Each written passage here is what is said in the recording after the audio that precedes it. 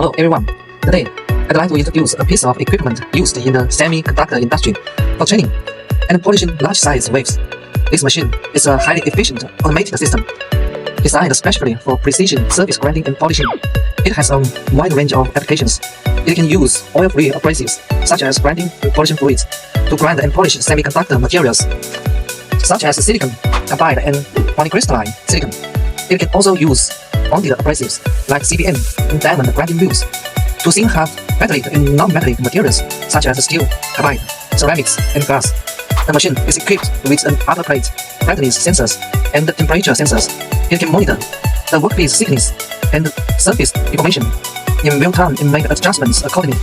The maximum workpiece diameter it can process is 420 mm. The maximum processing thickness is up to 40 mm. The diameter of the planetary wheel is 492 mm, and up to 4 wheels can be installed.